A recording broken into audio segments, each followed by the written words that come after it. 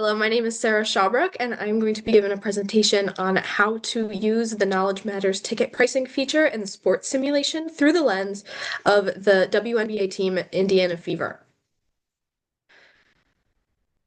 In this presentation, we're going to be covering market research, so how we're going to get to know our market and how to stretch it based on our needs, estimated attendance and what that means for our games and our ticket pricing, how to set the ticket pricing in the sim, and what our event reports are going to mean and how we can use that data for future games.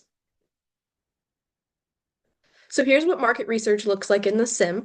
You're going to go to actions and market research. It's the first thing you're going to want to do when you open up your simulation.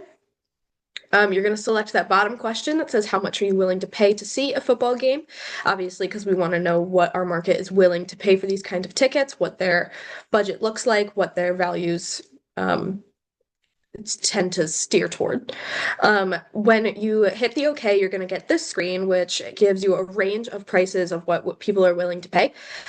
So that average around 50 to 74, that's going to be the ceiling of your low demand games. So that's going to be the highest that you want to charge for those lower demand games, lower attendance, anything, I would say 50 to 60% sold out or lower. And then the 125 to 150 is going to be your ceiling for high demand games, so anything nearing sold out or close. And then the 50 to 74 is going to be your floor for those. So for high demand games, your very worst seats are going to be that 50 to 74, and your very best seats are going to be 125 to 150. And notice how anything above 150 has zero responses. So there are zero people in the area who are willing to pay that much to see a game. So we really wouldn't want to stretch our market past that in any circumstance. Here's an example of how Indiana Fever uses market research. So in this game, they sold tickets as high as $2,825 per ticket, which is crazy. And yet they still drew a sellout crowd. So they were willing to stretch their market that much, and people still sold the game out. So people were still willing to pay more for the tickets, even more than that 2,800. So they really just were gaining more research on how much they could stretch their market.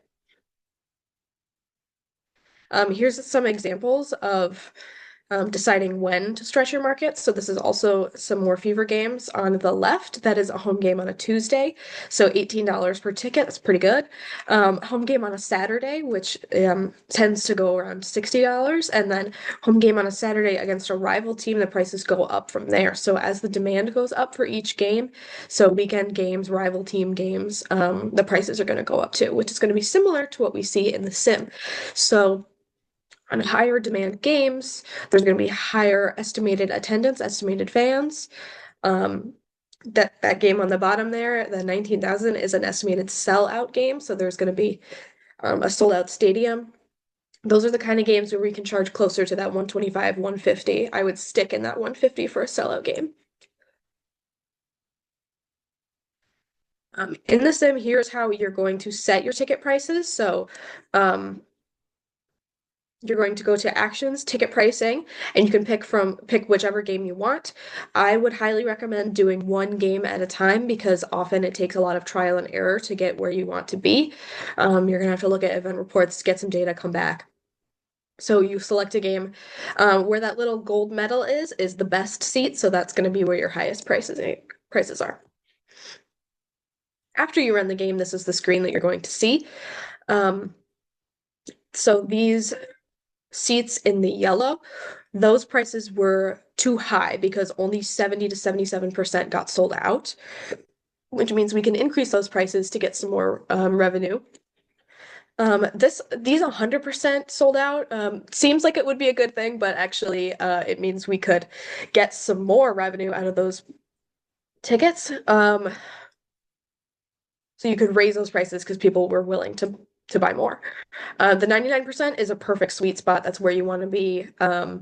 We've hit that ceiling where people are a little wary, but still willing to buy.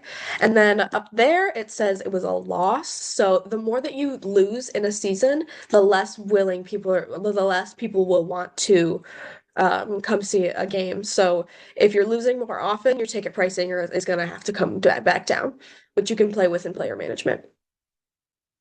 So using this data, you're just going to want to keep trying mostly. There's a bunch of games for you to play with, which is why it's important that you do one game at a time. Here's what we covered in today's presentation. So how you can stretch your market and use that to your advantage, and then how to use that future data. Thank you so much.